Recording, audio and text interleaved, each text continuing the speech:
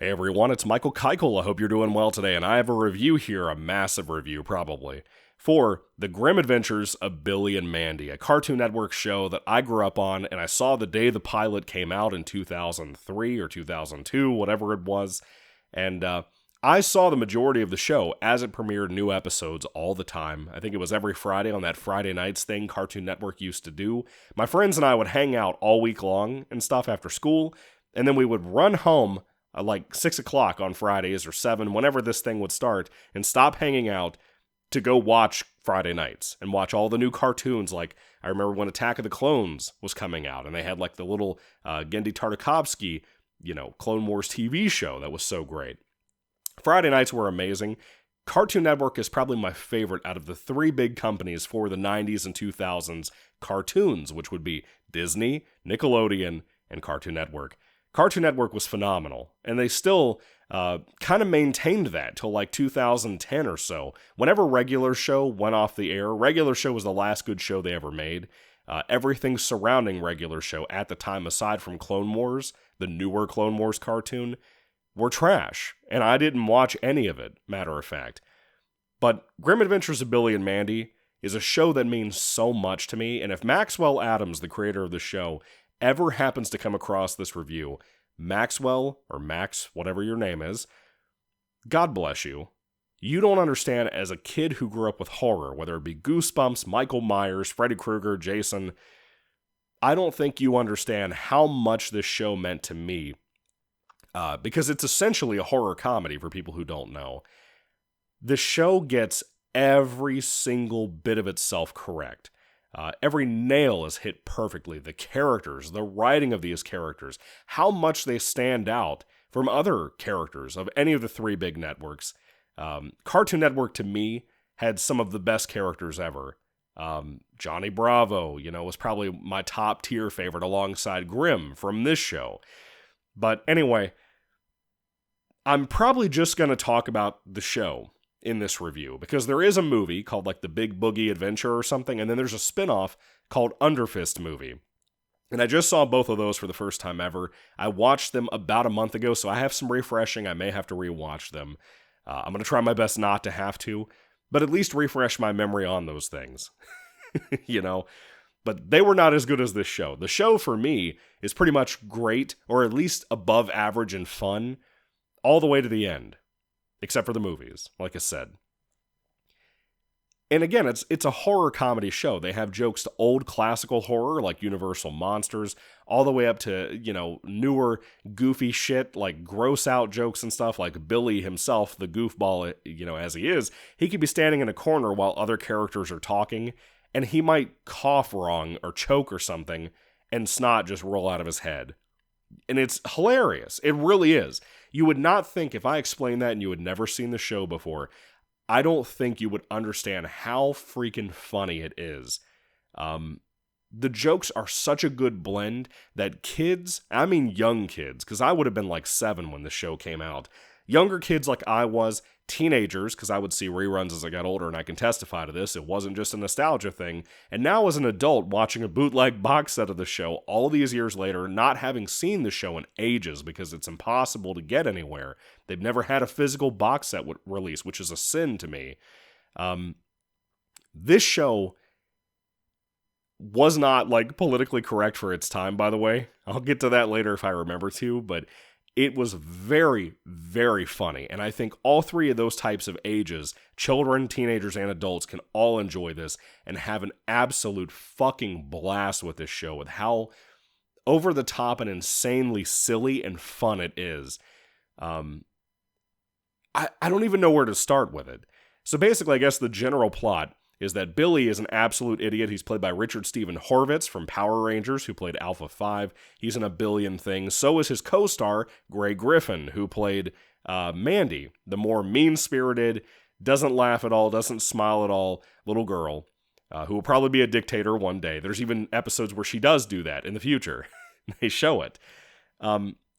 These two essentially have a bet where they have to play games like Limbo and stuff with the Grim Reaper because Billy's pet hamster, or gerbil, whatever it was, is about to die. It's very old. I think there was like a cobweb on it and stuff when they showed it in the pilot. It's hilarious.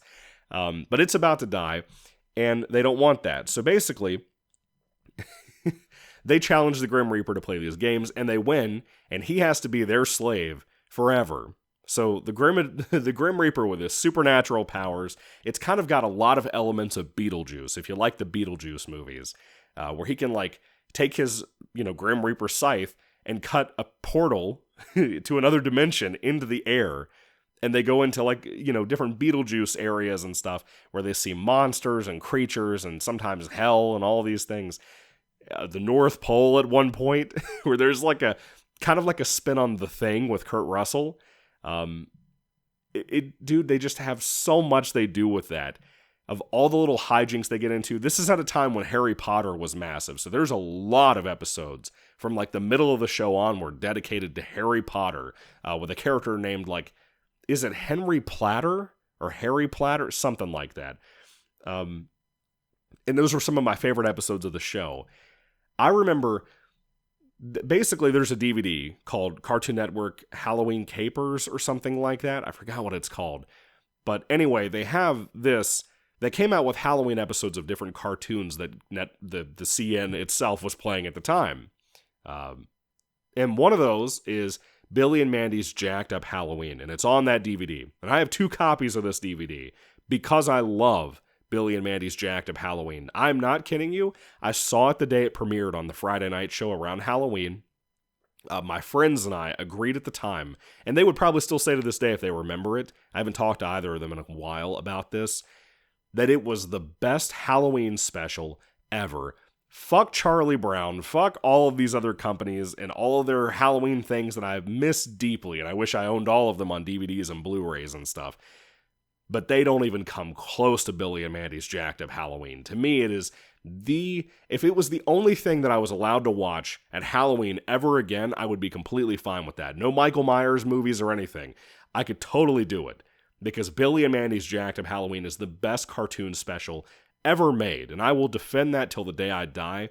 It is the funniest Billy and Mandy episode. I've watched it every year on that DVD since it premiered on TV, and then I think the DVD came out within the next year of the next Halloween.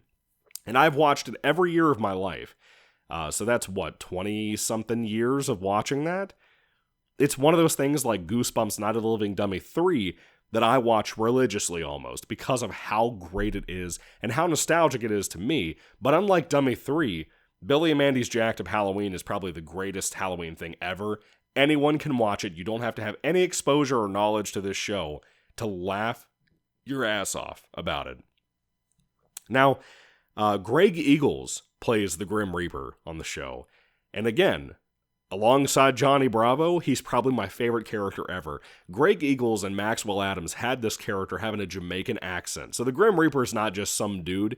He's got like a Jamaican accent. He's fucking hilarious. Grim is one of the most sarcastic and loving even characters. There are plenty of moments, even though he's a slave to Billy and Mandy, there are so many moments where he genuinely seems to care about them and has moments where he thinks they care about him.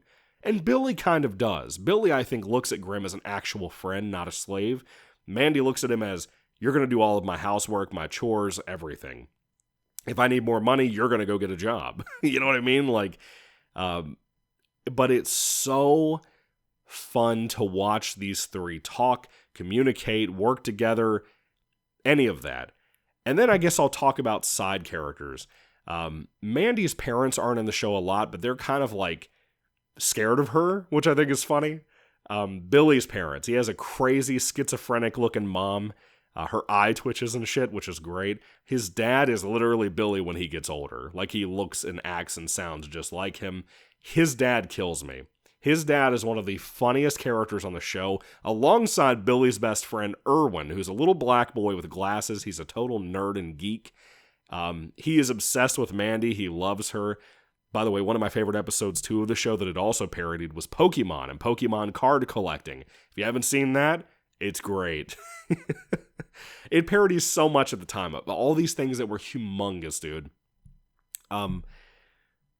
let's see, who else can I talk about? There's like a school bully named, I'm not even kidding, his name is Spurg, as in Asperger's. That's the part I was mentioning earlier that was not politically correct at all.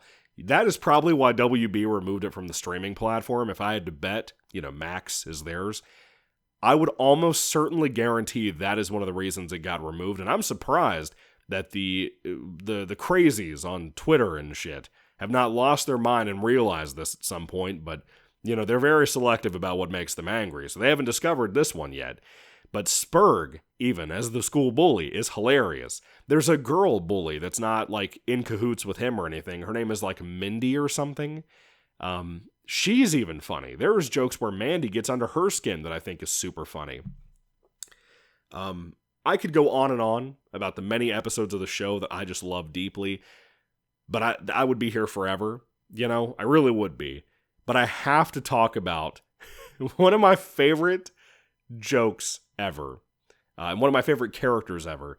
Billy and Mandy, as a throwback to the 70s Blackula movement. If you don't know what that is, basically they had Black Dracula movies, where you would have Dracula himself being black, other characters basically being black, low-budget horror. I've never seen Blackula, but I was exposed to it because of Billy and Mandy, and as I got older, I found out about the Blackula films and stuff. They have Dracula in here when they do have Universal monsters in here. Like, Dracula's black, the Bride of Frankenstein is in here instead of Frankenstein himself. She's super funny. He's old and has dementia and shit. Dracula is like a mean-spirited old black man, Like, I fucking love Dracula. He tries to explain to Grimm that he doesn't suck blood, he bites and licks. And he keeps saying that over and over again. And dude, it is the funniest shit ever. If you have not seen it before, you've got to look it up. Other clips you should look up too are when Yogi and Boo Boo, as in the Yogi Bear and Boo Boo the Bear, attack Billy over his picnic basket because they're kind of homeless and angry. Dude, I'm telling you, my wife has never laughed so hard until I showed that to her. She doesn't even like this stupid show. You know what I mean? Like, the show's ways of parodying things were so iconic and classic that it was second to none. And I would say, aside from Boy Meets World being my favorite show of all time, this is easily my second favorite show ever. Easily hands down my favorite cartoon ever. But Blackula, he just goes by the name Dracula. He and Grimm, and when they have to deal with each other, that's some of the best parts of the show, and I love that as the show went on, I got to see stuff with Dracula that I had never seen before. I'm sad that Billy and Mandy fizzled out. I'm sad that it doesn't have a box set. I'm sad that people that are younger that would appreciate this type of humor don't know about it. They've never heard of this. It's not one of those things that are still going on like SpongeBob. And I love SpongeBob, but it's nowhere near, to me, the quality of this show, and never has been. Even though that show's great, and that show's a total meme factory, Billy and Mandy is too. And the iconic nature of things like Billy and Mandy's Jacked Up Halloween, or some goofy-ass side character like Fred Burger, for example, or another character named Haas Delgado, who is literally, I'm not even kidding, Kurt Russell, not played by him, but he is literally a massive, huge, muscular Kurt Russell from Escape from New York and Escape from L.A. Eye patch and all. Long curly red hair, he drives a monster truck, he kills and destroys demons. He has this Duke Nukem voice where he's like, yeah, I'm gonna kill you today. Dude, I fucking love Haas Delgado. His name alone is a great parody on the Kurt Russell types that he used to play, like that Escape from New York character. God, and they were even parodying things like Star Wars. Grimm, he uses his scythe at one point and lights it up red like a lightsaber, and Haas lights up this laser beam because he has a missing hand, so he has all these tools that can come out of his arm and stuff, like he's fucking Inspector Gadget or something. And he'll use like a green lightsaber blade with a laser beam, and they have like a lightsaber fight. Like, dude, there was so much here. The jokes about how massive video gaming was starting to get, and already kind of was, but was really getting at the time. They just do so much, and again, those Harry Potter parodies and stuff really stand out in a way that it is so underrated. The animation's great. I love the look of the show. When I watch this, it's the same feeling for me that I hear other people say when they watch Full House as an adult and they grew up on it. Or like For me also, Three's Company. When I watch Three's Company over and over again, it's that same feeling I have watching that, where I feel like I lived in this apartment at some point, even though it's a set on TV, because I watched it so much as a kid. There's this familiarity to it that makes me feel cozy in my childhood memories and stuff. This show has the same thing with Billy's house, or even Mandy's house and stuff. But again, there's a billion jokes that I didn't get when I was a kid, and a billion that I did that still made me laugh to this day. And that proves the quality of this strange, odd show that stood out so much from everything else that was coming out at the time. Now, earlier in the show, they also had, back in the day, you would have, for example, Dexter's Laboratory would have another show called Justice Friends that was a parody of, Captain America and Hulk and Thor that would play in between segments of Dexter's Laboratory. In a 30-minute time slot, there would be, a 6-minute Dexter short, maybe 3 or 4 minutes of this Justice Friends, and then they would have another Dexter short for, 6 minutes and fill out the time frame for that long, with commercial breaks and everything. Billy and Mandy actually has this other show called Evil Con Carne, which I did not get to rewatch in this set. It wasn't there. But Evil Con Carne, you can actually probably watch on YouTube and stuff. I never liked that show as much as I liked Billy and Mandy. I believe it's also created by Maxwell Adams.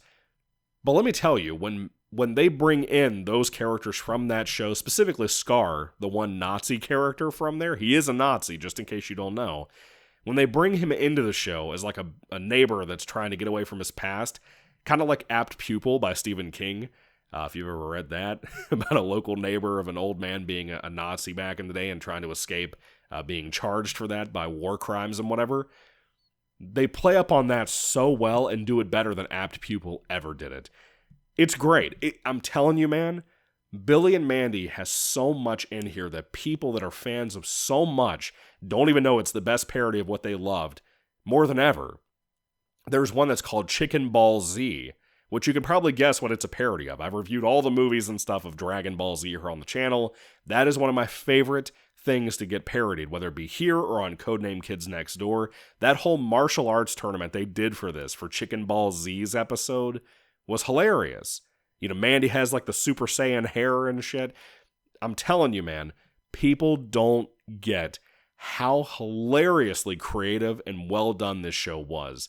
To me, when I watch it now, the humor is very Midwestern. It's very dry, but it's not unlike that British level of dry, where there's no flavor. You know what I mean? It's one of the funniest fucking shows I've ever seen in my life, and getting the privilege to rewatch it after buying this bootleg box set made me so happy because of how funny it was, and it made me even happier that it held up even better, because, a lot of things I'm watching right now, like Power Rangers, it's cool, it's not as good as it used to be.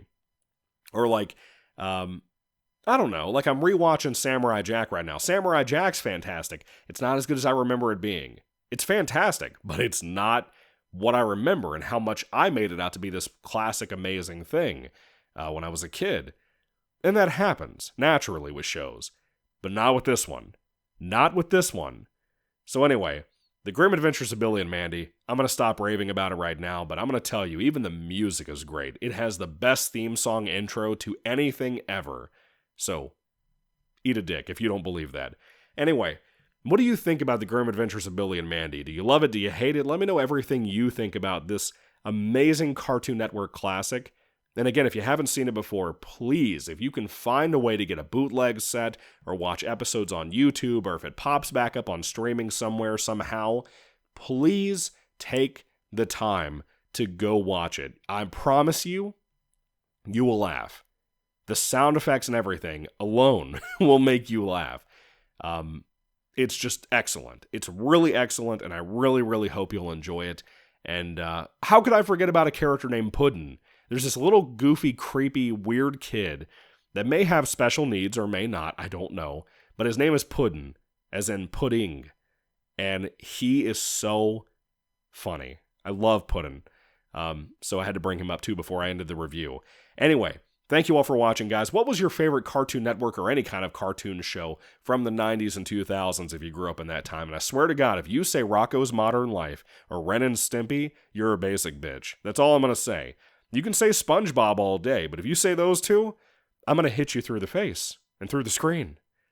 Anyway, thank you all for watching, guys. God bless you all. Catch you later. God bless Maxwell Adams, and goodbye.